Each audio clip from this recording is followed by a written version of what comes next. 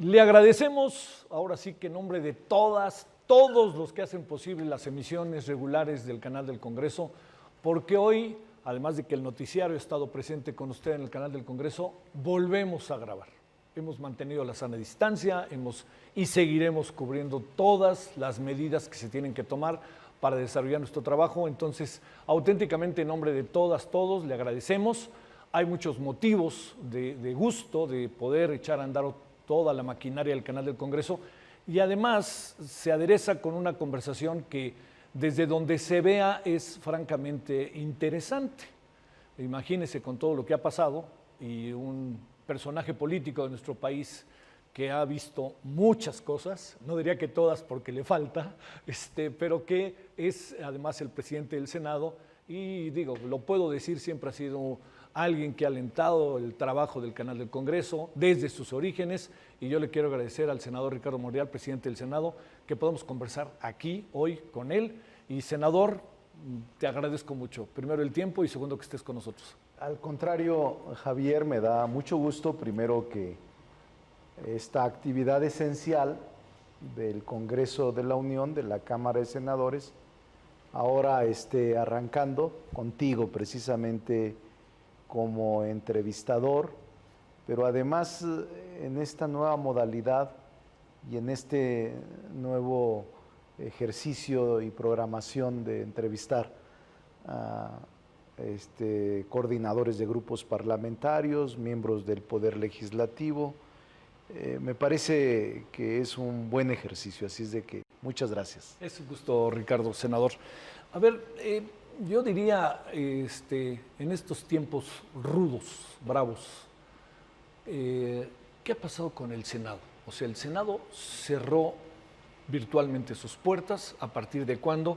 Y quizás este gran tema inicial sería, ¿dónde andan? ¿Qué han hecho? ¿Qué ha pasado a lo largo de estos 3 meses en particular? Mira, en efecto son cerca de 3 meses, cerca de 100 días, a partir de que el Senado decidió clausurar anticipadamente el periodo de sesiones ordinario, que era el del segundo año de ejercicio. Pero sobre estos 90 días, 100 días, celebramos un periodo extraordinario para sacar las leyes reglamentarias relativas al TEMEC. Sí. Y hemos tenido reuniones digitales a distancia con distintos actores. Quiere decir que el Senado no ha estado del todo cerrado ni del todo inactivo, porque no es posible, dado que, repito, somos una actividad esencial. Estamos por celebrar un segundo periodo extraordinario, si así lo deciden la mayoría de los grupos parlamentarios y la mayoría del Senado.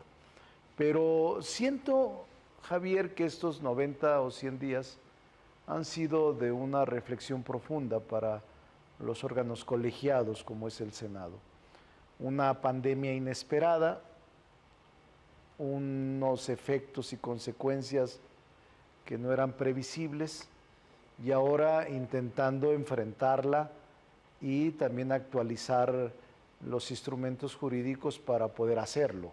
No es un momento fácil, incluso todavía observo en muchos senadores y senadoras temor, preocupación, sí. Porque nadie está salvado, nadie escapa. ¿Hubo senadores, por cierto, que fueron contagiados? Sí, sí hubo. ¿Cómo cuántos en número? Hubo cuando menos 4. 4 senadores. La última, que por fortuna ya salió, fue dada de alta apenas hace unos días, sí. Domingo pasado. Que fue Nestora, ¿no? Nestora. Que tú y sí. Fueron otros 3 senadores que dieron positivo en su análisis, en su prueba COVID. Los 3 ya también están sin problema, fueron atendidos en sus respectivas áreas y ya en este momento no tenemos ningún problema. Incluso también trabajadores, tuvimos bajas, 2 bajas. Sí. uno de servicios parlamentarios y otro más, un trabajador, también todos lamentable.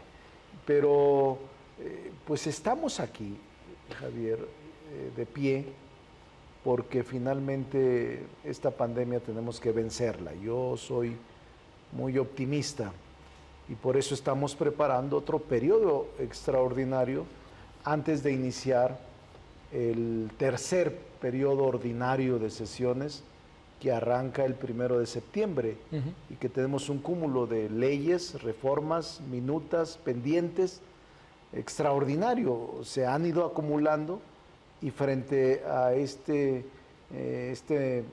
periodo de emergencia sanitaria han ido surgiendo más y más necesidades legislativas. Oye, se ve difícil que haya algo que tú incluso habías planteado y algo que era yo creo que es de interés colectivo, un informe con un protocolo distinto al que hemos tenido en los últimos años. Está difícil, ¿verdad? Es difícil. Es difícil. Yo creo que no hay condiciones, sí. Pero cuando el informe presidencial fue eliminado en la asistencia presencial al Congreso, yo me opuse hace ya 10, 12 años. Sí. Ahora, creo que este diálogo en el Parlamento con el presidente no debe de evitarse. Al contrario, claro, alentarse. Debe de alentarse. Sí. Aun cuando hay rispideces, hay discursos que no gustan al Ejecutivo o al legislativo del Ejecutivo, porque el actual presidente de la República tiene una característica que no calla nada, es decir, dice él, mi pecho no es bodega, y es muy franco, su estilo de gobernar es muy abierto, su discusión es muy circular, es una discusión que va y viene, entonces es un estilo propio que para muchos, a algunos no les gusta, a mí sí, porque es impresionante la comunicación que tiene el presidente de la República diariamente. Y el legislativo ha tenido una actitud de respeto con él. Yo al menos en el Senado veo que todos respetan la figura presidencial, pueden o no estar de acuerdo con algunas medidas o políticas públicas que implementen. O expresiones, ¿no? Expresiones incluso. Sí, incluso. Pero yo creo que es un estilo de gobierno. Y ese estilo de gobierno no lo va a abandonar. Oye, senador, a ver, ¿qué tanto se alteró la agenda del Senado? ¿Muchísimo? Sí se alteró. O sea, digamos, como de esos asuntos que te diría, a ver cómo le hacemos, pero regresamos a ellos, a ver. Se alteró, mira, nosotros nos propusimos una agenda de 12 puntos. De los 12 puntos, solo falta un tema que no hemos logrado, porque nos propusimos, Javier, los 2 primeros años para poder reformar los temas para nosotros fundamentales: austeridad, disciplina presupuestaria, la separación del poder económico del poder político, la propia elevación a rango de delito grave, la corrupción, delitos electorales, el huachicoleo y otros, así como elevar a rango de delito grave la evasión fiscal, las facturas falsas, las empresas fantasmas, y también a rango constitucional la prohibición de esta parte de los impuestos, de exentar impuestos o condonación de impuestos. Todo esto ya lo logramos en una primera etapa. Falta un tema, Javier, el relativo al fuero, incluyendo la revocación de mandato, que ya la tenemos, falta la ley reglamentaria, pero solo el fuero, la supresión del fuero para los altos servidores públicos no lo hemos logrado, a pesar de que ha sido una voluntad manifiesta del Ejecutivo Federal. Pero tu pregunta es correcta, porque te diría, la pandemia nos evitó o suspendió temporalmente decisiones del Poder Legislativo fundamentales, como cuáles: marihuana, cannabis, la ley reglamentaria para generar condiciones o para eliminar la prohibición del uso lúdico de la marihuana. Por ejemplo, algunos quieren más amplio el sentido medicinal, recreativo y de otro industrial, de otro tipo. Estamos en esa discusión, pero ese es un tema que está postergado. Sí. ¿Tú estás a favor o en contra de Yo este estoy en asunto? favor. Sí, leía Estoy en que favor. incluso estás tratando de empujarlo otra vez, ¿no? Yo estoy tratando de sacarlo en la primera semana de septiembre, que inicia el periodo de sesiones.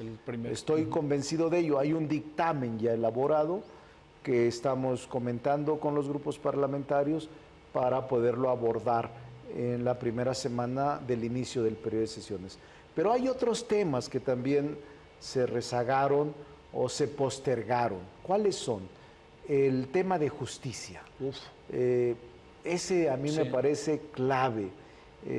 Todo lo de la reforma del Poder Judicial que planteó la Corte, pero también recordarás tú en un acto que no se concretó de la presentación de leyes en materia penal, el Código Penal Único, la ley reglamentaria del 19 constitucional, el Código de Justicia Cívica, reformas al 19 constitucional también. Es decir, todo el paquete, incluyendo la ley orgánica del Poder Judicial y la ley orgánica de la Fiscalía General de la República, era un paquete como de 7 leyes que, recordarás, se filtró en algunos medios y al final ya no se presentó formalmente. Se anunció el paquete de leyes, pero ya no se presentó por la Fiscalía a través del Ejecutivo Federal estas iniciativas. Son de los temas que para mí representan urgencia revisarlos. Es urgente revisarlos. Oye, ¿nos permites una pausa? Sí, y regresamos para continuar con el senador Ricardo Monreal. Vamos y volvemos.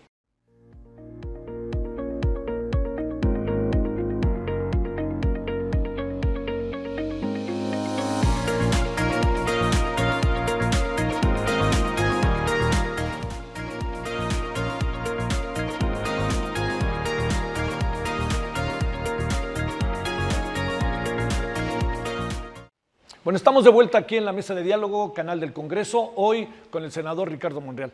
A ver, senador, la parte de la justicia, decías, yo diría, si no te importa, redondeemos la idea. ¿Dónde está la relevancia de esto? ¿Dónde y qué tanto va a poder ser impulsado cuando tenemos un sistema de justicia, no estoy descubriendo el hilo negro, carcomidísimo? A ver, yo te diría que la calificación que le das de carcomido es suave. Yo creo que hay un proceso de, si no lo detenemos, de putrefacción en el sistema de tanto procuración como de administración de justicia.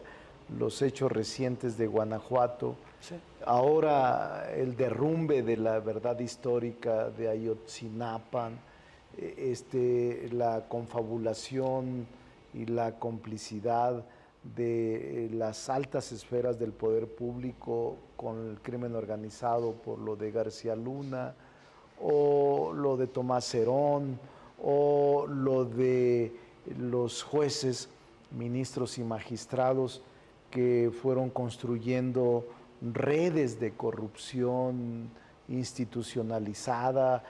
Es lo grave, desde el propio poder tenían sus cuotas por las resoluciones, integran mal las carpetas de investigación para que salga a las horas el delincuente, lo que llamamos puerta giratoria. Es decir, Javier, para mí el sistema penal acusatorio no ha tenido el éxito que se planteó, y no lo ha tenido porque hay deficiencias en la implementación, no se hizo la tarea y ahora tenemos una grave descomposición por el tema de la impunidad. Por eso es que yo sí creo que debemos en el Poder Legislativo, sin miramientos, sin temor, sin vacilación, ir a una reforma profunda en materia de procuración de justicia, fortalecer a la Fiscalía General, otorgarle otras posibilidades de medios de prueba y no permitir que la puerta giratoria siga aplicándose para esconder la impunidad. Y también lo de los jueces. Sí, claro. Jueces es una cosa impresionante. Hay también buenos jueces, yo no podría generalizar. Es una torpeza política intentar o generalizar a todos por igual. No, yo creo que hay cosas salvables en el Poder Judicial.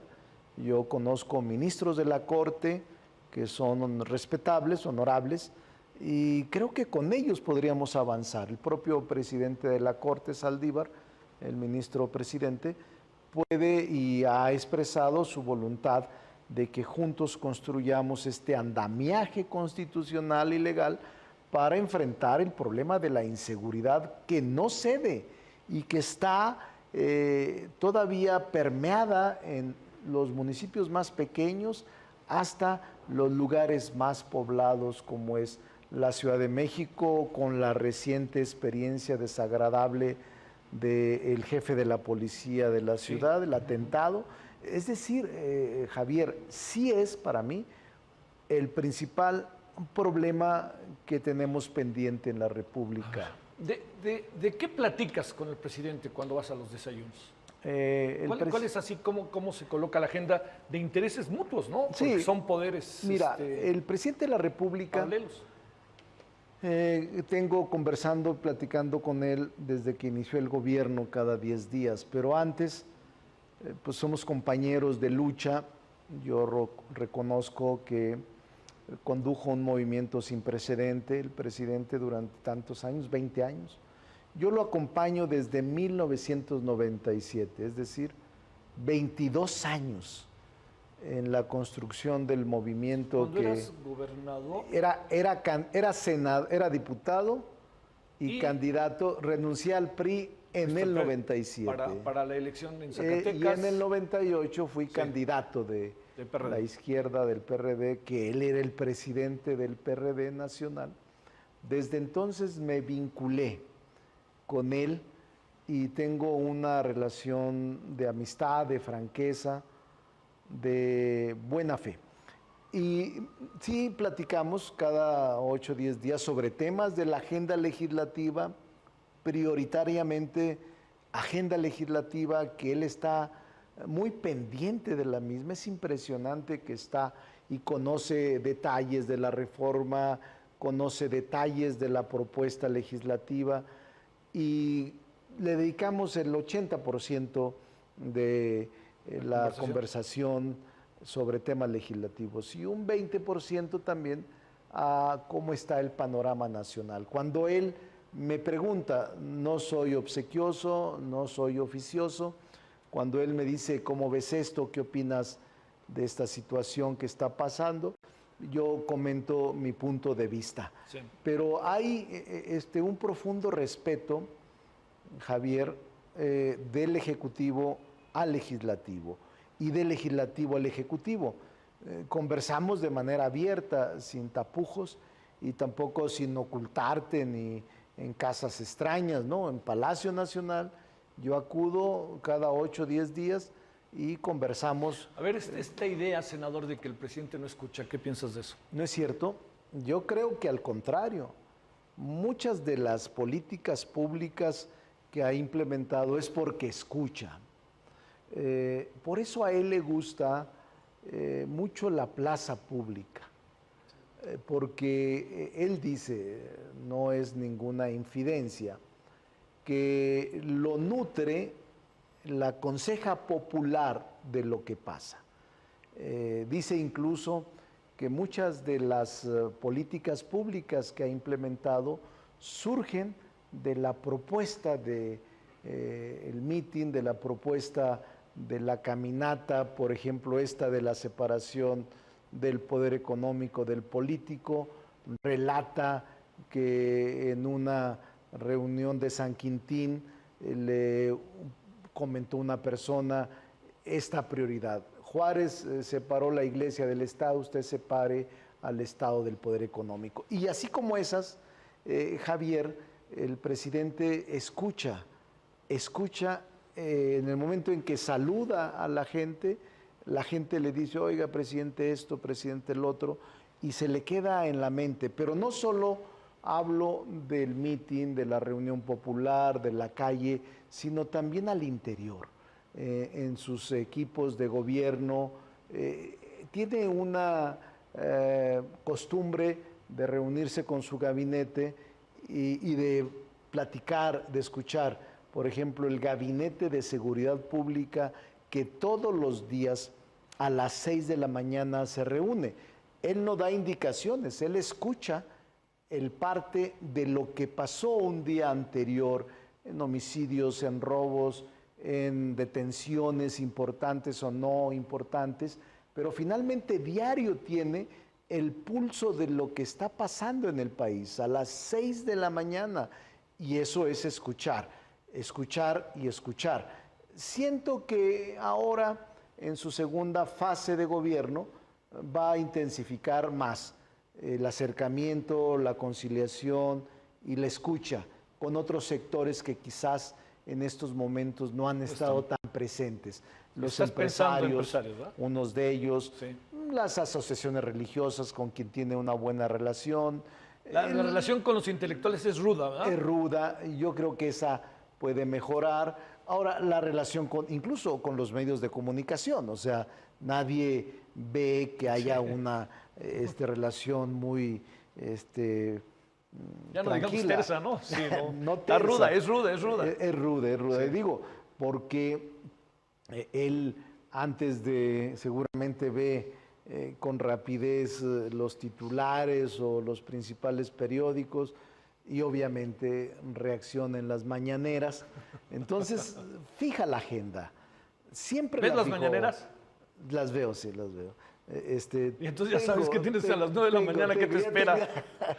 Yo trato de seguirlas, trato de escucharlas en la mañana, entonces desde temprano, porque creo que es una no solo condición para estar informado, sino también para saber cuáles son los temas que está tocando el presidente de la República y cuáles le corresponden al Senado para impulsar o para expresar una opinión. Yo llego aquí 8:30 y la prensa ya está en torno a lo que declaró el presidente de la República. Entonces, trato de estar muy informado y actualizado en todo lo que el presidente expresa. A ver, déjame plantearte, más allá del inicio del periodo, el 1 de septiembre, yo te diría un poco, ¿cuáles son los debes que el Senado debe abordar? Ya planteaste algunos, ¿no? Pero te diría, de estos que son prioritarios, a ver, te planteo un tema que está en voz de todos. Ante la pandemia, ¿qué hacemos cuando el gobierno no está impulsando a las pymes? Cuando el gobierno, ya se habló del ingreso vital, ¿no? Que ahora se está hablando, incluso algo comentaste ayer. A ver, toda esta parte económica, te diría, ¿hasta dónde puede llegar el Senado? ¿Qué piensa el Senado de aquí a diciembre? Que, oye, va a llegar. El Senado se ha convertido en un órgano de interlocución válida. Sí. Creo que en el Senado participa la gente de mayor experiencia política que tiene el país. Ese es mi punto de vista. Y también creo que actúa el Senado como un órgano de sensatez, un órgano de mayor serenidad republicana.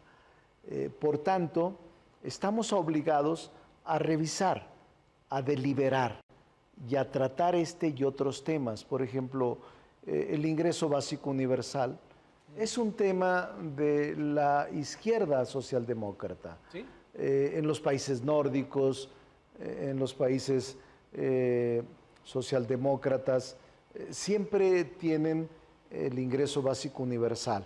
En México el presidente implementó una política muy ambiciosa, una política social, esto de adultos mayores, becas universales, estudiantes, becas a estudiantes de primaria, secundaria, preparatoria, universidad, o para personas con capacidades diferentes, o Sembrando Vida, o el programa de Construyendo el Futuro. Son programas de política social. En algunos países del mundo, Javier, lo que hacen es unificar la política social y a veces en algunas partes suprimen todos los programas aislados y solo establecen uno, el ingreso básico universal, en razón de su situación socioeconómica y de su condición de vulnerabilidad en la geometría de la pobreza o de la pobreza extrema. Es decir, esos temas como también el de la fortaleza a las pymes y a las mipymes que van a quedar devastadas en su mayoría con quiebras y con cierres después de la pandemia, desempleo, tiene que verse algo. Yo estoy seguro que esa etapa la está revisando el presidente, pero el Senado, en lo que corresponde, no puede aislarse y tiene que entrar a una discusión fructífera, fértil, que pueda acompañar al Ejecutivo con propuestas viables. Yo lo que estoy planteando es, por ejemplo, en el ingreso universal básico, decir, estamos dispuestos a discutirlo, hagamos una mesa seria, responsable, donde participe Hacienda, donde participe Economía, donde participe incluso las distintas expresiones de los grupos económicos. Ese es un lugar impostergable, ese es un debate impostergable que estamos dispuestos a dar. Y otro más, Javier. ¿Nos permites la pausa y nos cuentes cuál es el otro? El otro. También para preguntarte el tema de coronavirus y algo que adelanto, que es ¿qué es ser mayoría? O sea, te tocó mayoría cuando estás en el PRI, pero reconozco que eran otros tiempos, pero ¿qué es ser mayoría ahora, no? Con Morena. Bueno, entonces vamos a la pausa y ya entramos a la parte final.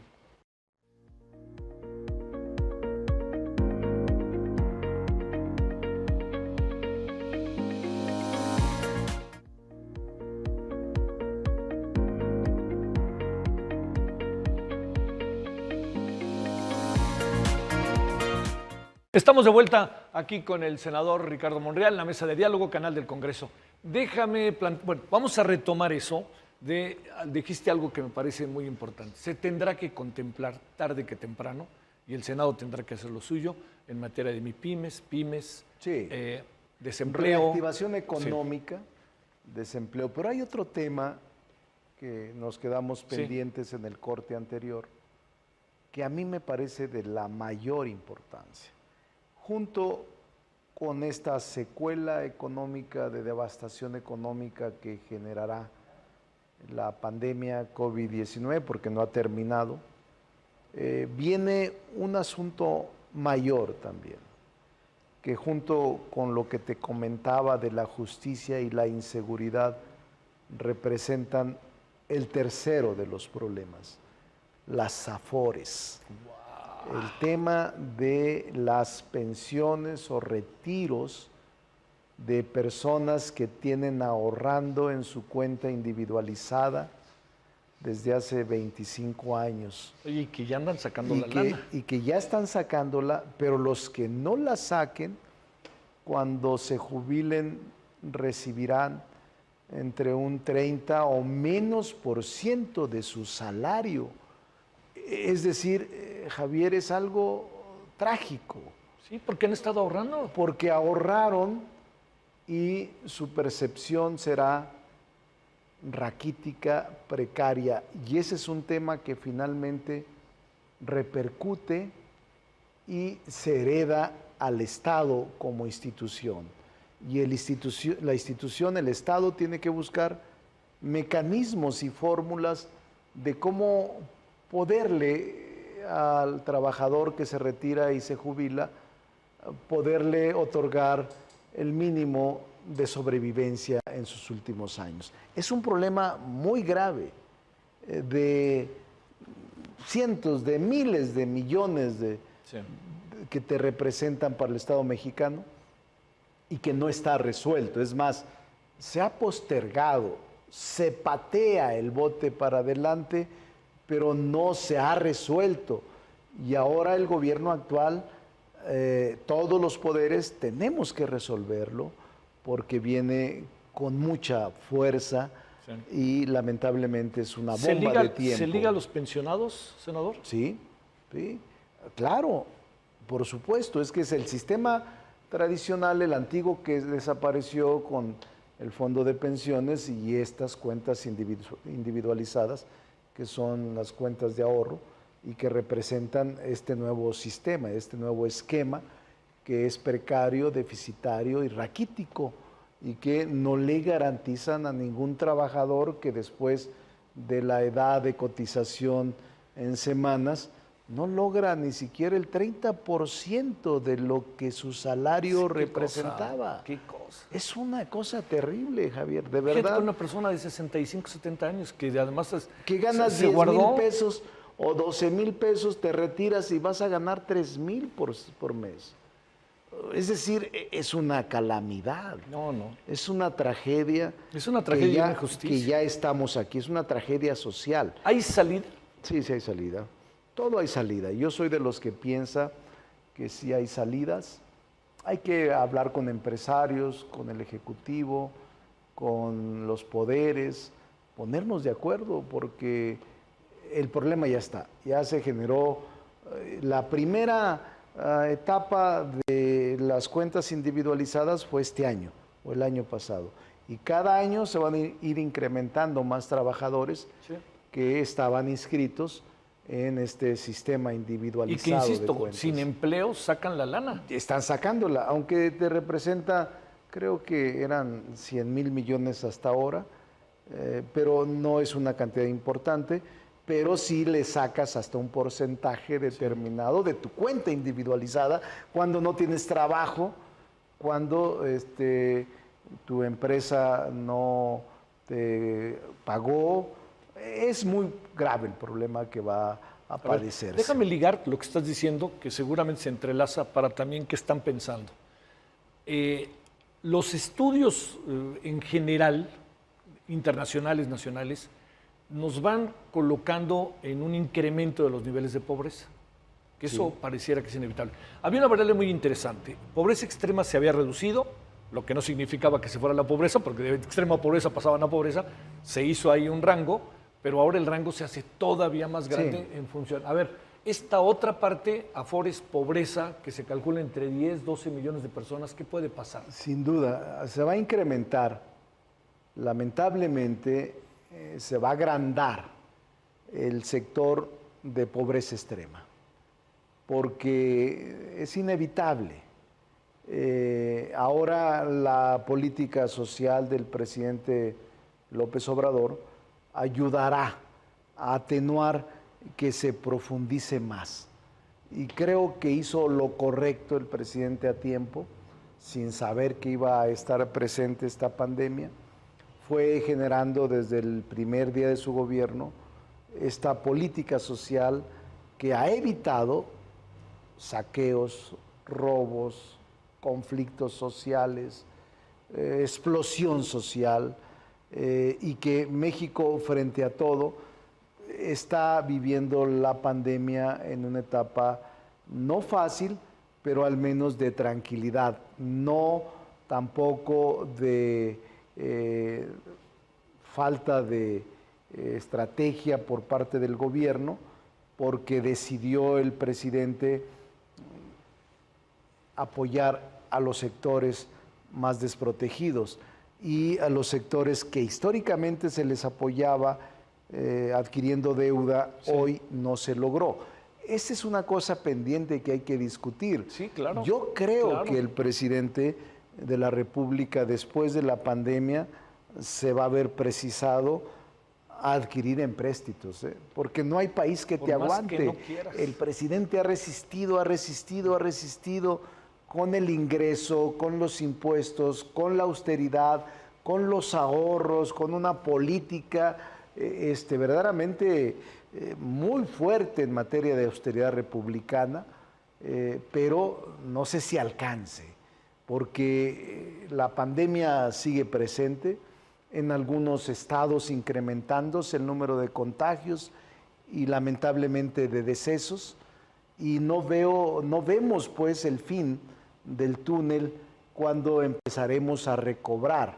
Aunque la economía está subiendo y se está recuperando el empleo, la pandemia está presente, el temor de la población sigue latente.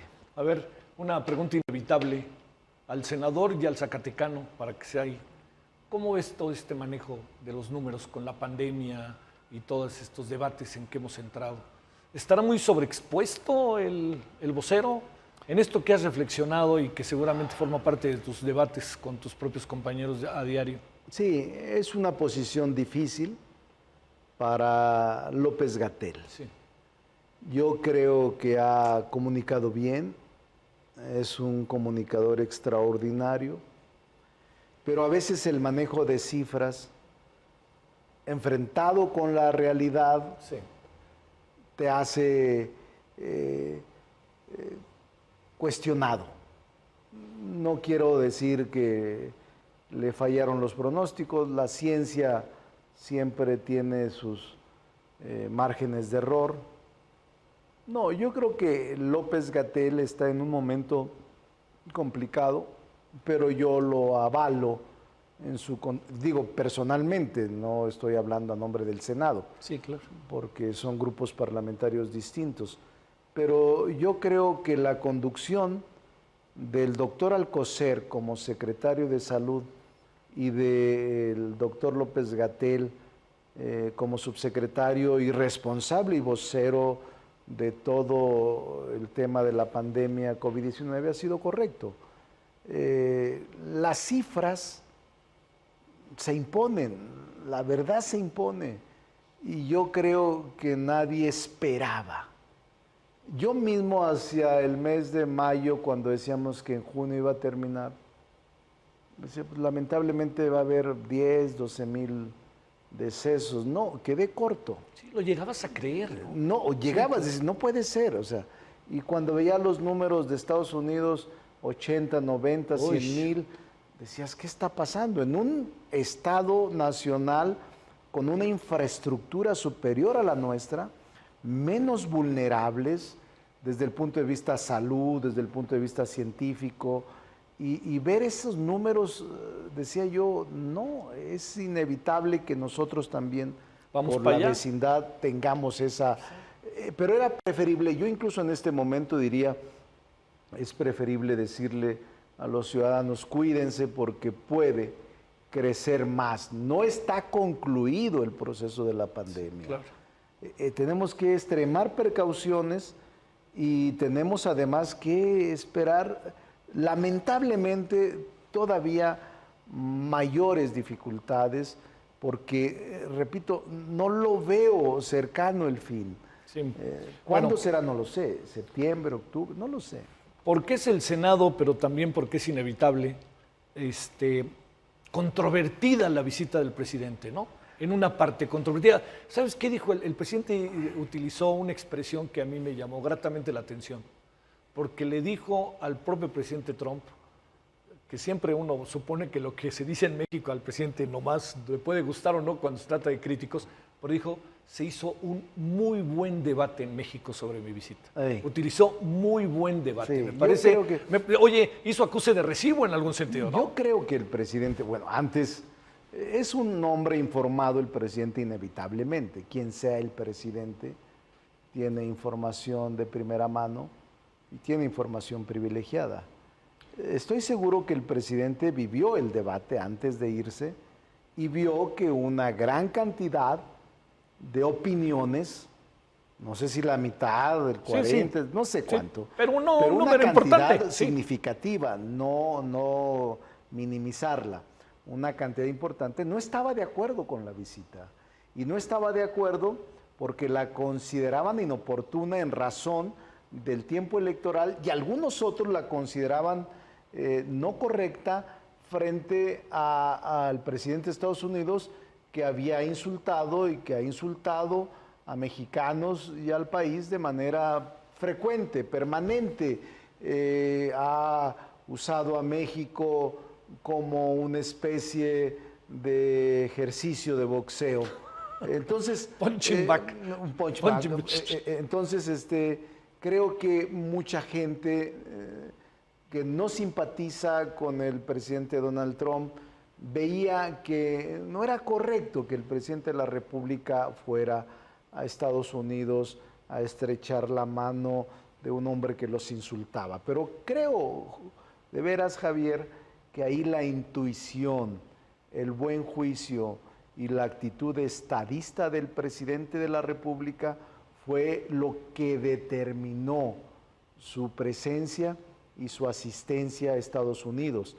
Me parece que hizo lo correcto y después, post-debate, post-visita, tú estarás de acuerdo que fue menos impetuoso el debate y mayoritariamente más apoyador, más comprensivo de que el presidente había hecho lo correcto para poner en marcha el TEMEC, para reactivar la economía y para generar empleos, y que además su discurso fue el correcto, no fue un discurso lacayo, no fue un discurso adulador, no fue un discurso entreguista, sino fue un discurso republicano, serio, sobrio, y su comportamiento mismo. Mira, a mí tengo muchos años en la actividad pública, pero me sorprendió gratamente, no digo yo lo esperaba, pero viajar, un presidente, un jefe de Estado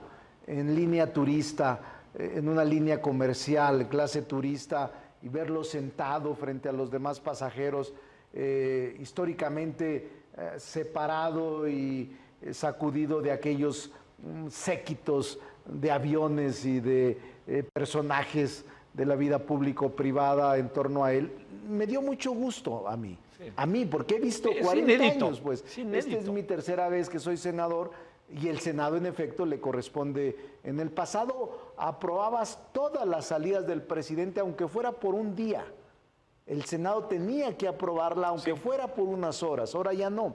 Se modificó, igual que lo del informe presidencial hace 10 años, y ahora el presidente solo informa cuando se excede de 7 días fuera del país. Entonces, a mí me dio mucho gusto ver esa imagen de un presidente sobrio y de un presidente republicano sacudida de toda la parafernalia del poder público del pasado. Bueno, última pausa ahora sí. Y regresamos y hablamos de mayoría. Y con eso concluimos. ¿Te parece? De acuerdo. ¿Qué es eso de ser mayoría ahora vestido con morena? Y además con un antecedente que me parece muy importante, ¿no? Un triunfo históricamente, diría, pocas veces visto de tanta legitimidad, ¿no? Bueno, vamos y regresamos y con esto concluimos.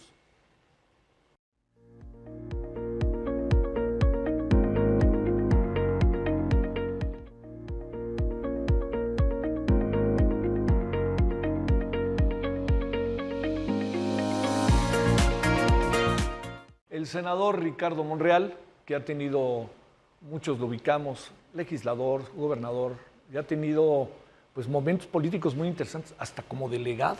Sí. ¿Te acuerdas? ¿No? Ya que te recuerdo, pues, ¿no? Sí. Hoy alcaldías. A ver, ¿cómo es eso de ser una mayoría? Te recuerdo palabras que decíamos los ciudadanos con el PRI. Ya llegó la maquinaria, la aplanadora, a ver, cómprense a la oposición para que todo el mundo vote, y nosotros ya aprobamos todas las iniciativas del presidente.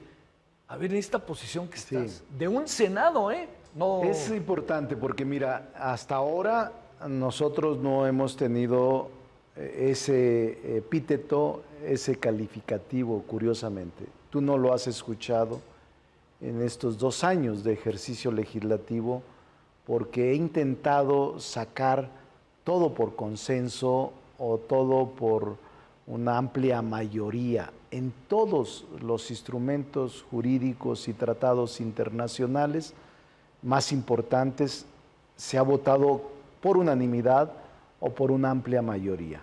Porque yo creo, Javier, que el consenso ayuda bastante a refrendar la legitimidad social de un ejercicio de gobierno. Hablo de gobierno integrado por los 3 poderes, judicial, legislativo, ejecutivo.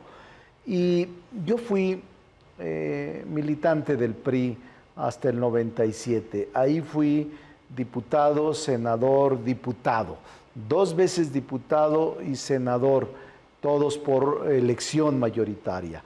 Pero en el 97 que renuncié, y cuando estábamos en el 97 era casi, no se movía una coma a las leyes, no se movía una letra a las leyes, tal y como llegaban, las cámaras actuaban como oficialía de parte, porque éramos una mayoría. Yo estuve en un Senado donde éramos 60 senadores del PRI y 4 de la oposición, entre ellos el inefable, extraordinario polemista Porfirio Muñoz Ledo, la maestra Ifigenia, sí, Cristóbal Arias, qué Robles buen equipo ese. Garnica, sí. Es impresionante. Yo fui en ese... Del PRD, bueno, del Frente.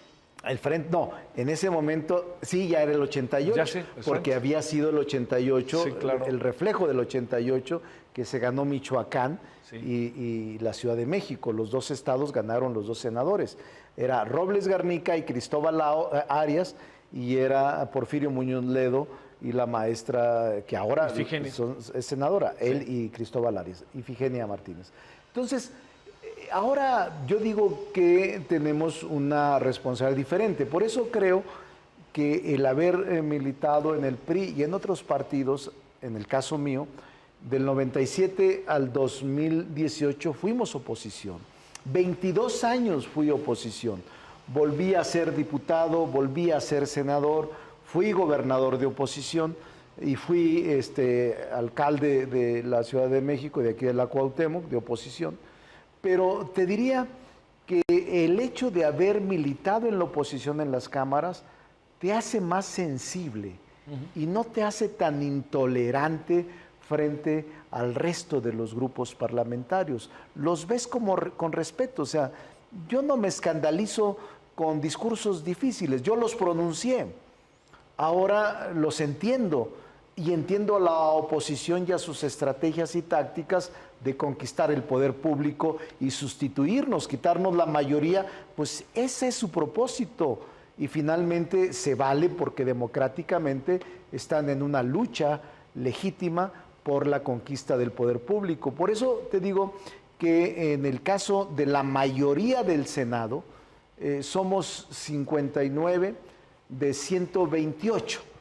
Claro, hacemos mayoría con los aliados, hacemos mayoría con el PT, que tiene 6, y con el PES, que tiene 4, y el Verde, que tiene 7 u 8. Es decir, con ellos hacemos mayoría, construyo mayoría, pero casi en la mayoría, repito, valga la redundancia, en las decisiones más importantes ha sido por unanimidad o por consenso. La última de ellas fue las leyes del TEMEC. Todas salieron por unanimidad, porque previamente, Javier, hay un trabajo de meses, de semanas, de días, de horas, arrastrando el lápiz, todos los partidos en mesas de trabajo, y obviamente se logra el consenso, pero ya no es como antes, no le quites ni una coma, no, le vamos a quitar todo. Y hay en una sola ley, de estas últimas del TEMEC de las 5, en una fueron casi 200 modificaciones de una ley, 200 modificaciones que surgen a propuesta de los coordinadores o de los especialistas que pertenecen a los grupos parlamentarios. Entonces, Javier, yo siento que es un momento muy bueno el de México en materia de equilibrio de poderes. Sí tenemos mayoría, pero no abusamos de nuestra mayoría, no imponemos, no actuamos mecánicamente. Los senadores de la mayoría, en este caso de Morena, tienen un debate intenso. Yo te diría que dentro de Morena tengo yo en ocasiones votos distintos. Cuando vamos por una ley, hay gentes que dicen no estamos de acuerdo con eso. Sí. La última de la restitución del registro del PRD y el PES, pues hubo 12 o 14 compañeros de Morena que votaron en contra. Sí. Y es parte de este ejercicio inédito que vive el Parlamento mexicano y que por fortuna tenemos un presidente de la República que no se mete con el Congreso. Oye, ¿será para cerrar un reto verdaderamente formidable, como se dice, que Morena no pierda la cohesión? Yo tengo confianza en que Morena va a conservar su fuerza. ¿Va a conservar la cohesión? Sí. O sea, va a ser una elección difícil la del año que entra. Va a ser difícil porque ahora tenemos que actuar como partido solitario.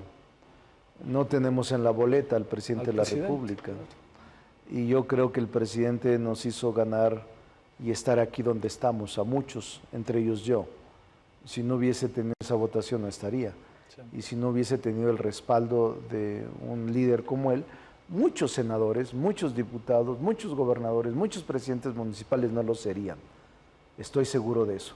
Y ahora es un reto mayúsculo tener que caminar y buscar el voto sin el presidente, el respaldo sin Andrés Manuel López sin Andrés Obrador en la boleta. Sí, claro. Esa es la verdad. Te quiero agradecer mucho, senador. Primero Gracias. porque regresamos a las grabaciones aquí en el canal del Congreso, está el noticiario y todo, pero pudimos regresar. Es muy importante esto. Y es muy importante regresar contigo. Y tenemos que revivir el Congreso, el canal del Congreso, porque es un medio de comunicación imparcial, plural, y con entrevistadoras como tú vamos a levantarlo. Bien. Te agradezco mucho de nuevo, senador. Gracias. Saludos. Muchas gracias en nombre de todos y los que hacen posible, todos los que hacen posible la emisión aquí en el canal del Congreso. Nos vemos en la próxima emisión de Mesa de Diálogo. Pásela bien. Hasta la próxima. Adiós.